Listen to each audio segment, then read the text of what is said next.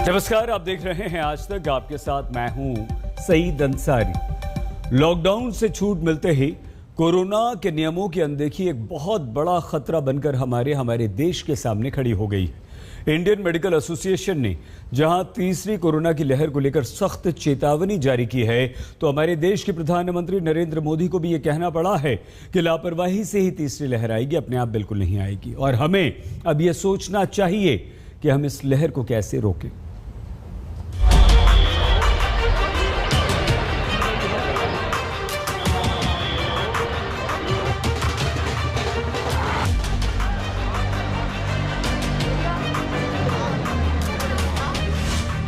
इसमें दो मत नहीं कि पूरे कोरोना काल के दौरान हमारे नेताओं ने ही धार्मिक और सियासी आयोजनों को मंजूरी दी। हरिद्वार का कुंभ मेला हो या फिर हैदराबाद में भीड़ भाड़ भरा रमजान का त्योहार, अगर कोरोना वायरस हमारे बीच मौजूद रहा तो हमारे आसपास के ये उत्सव और आयोजन भी होते रहे। धार्मिक आयोजनों के अलावा पर्यटन के खुलते ही सारी हदें पार हो गईं। शहर शहर हिल स्टेशनों पर लापरवाही का इन्फेक्शन फैलता नजर आया। इन लापरवाहियों से तीसरी लहर का डर सबसे ज्यादा सता रहा है। इसके बावजूद पर्यटन के साथ धार्मिक आयोजन जारी है, जिसमें कोरोना प्रोटोकॉल का पालन करना नामुमकिन है। ऐसे में इंडियन मेडिकल एसोसिएशन ने चेतावनी दी है कि किसी भी हिल स्टेशनों पर भीड़ भाड़ वाली सैर और धार्मिक आयोजन को इजाजत देना देश के लिए बेहद खतरनाक साबित हो सकता है। But what we see, there is people are little complacent now. They are getting relaxed. They are definitely they are got bored with a long period of these lockdowns. So they have started coming out. So it is our duty at this moment to caution them. IMA ने सरकार को सावधान करते हुए अपनी चिट्ठी में लिखा है कि ऐसे समय में जब हर किसी को तीसरी लहर को रोकने के लिए काम करना चाहिए, तब देश के कई हिस्सों में सरकारें और लोग लापरवाह हो रहे हैं। कोविड के नियमों का पालन किए बगैर भीड़ भाड़ में शामिल हैं। पर्यटन, तीर्थाटन, धार्मिक उत्सव सब जरूरी हैं, लेकिन उनके लिए हम कुछ महीनों का इंतजार कर सकते हैं। IMA की चिंता पूरे वैक्सीनेशन के बिना तीसरी लहर के पहले इकट्ठा हो रही भीड़ को लेकर है। उसने पर्यटन स्थलों को खोले जाने की दिखाई गई जल्दबाजी पर भी ऐतराज किया।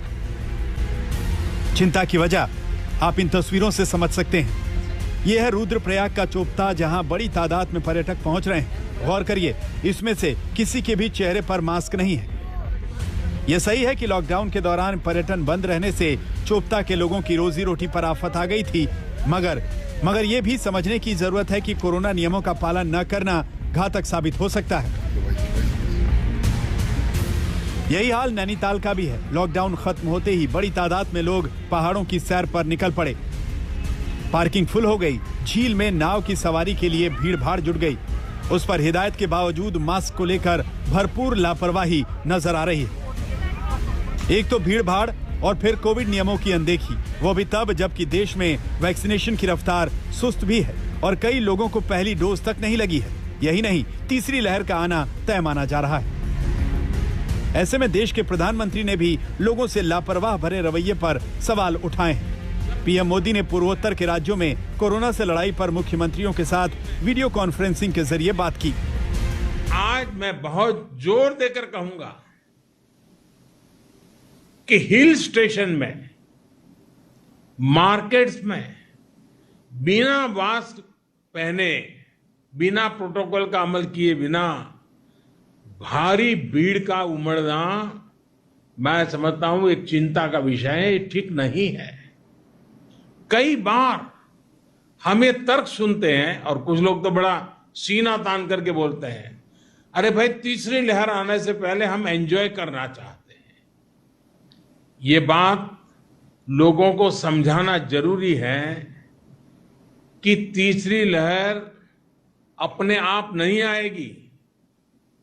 कभी कभी लोग सवाल पूछते हैं, तीसरी लहर की क्या तैयारी की है, तीसरी लहर के लिए आप क्या करेंगे।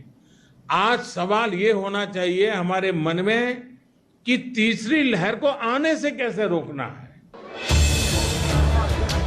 IMA ने भले ही पर्यटन स्थलों पर भीड़ और कांवड़ यात्रा समेत दूसरे धार्मिक आयोजनों को लेकर अब जाकर सरकार को सावधान किया है, प्रधानमंत्री मोदी ने आज ही हिल स्टेशनों पर भीड़ और कोविड नियमों की अनदेखी पर सवाल उठाए हैं।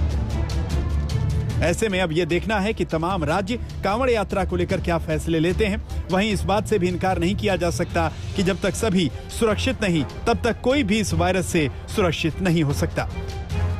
दिल्ली से मिलन शर्मा के साथ आज तक ब्यूरो। कोरोना काल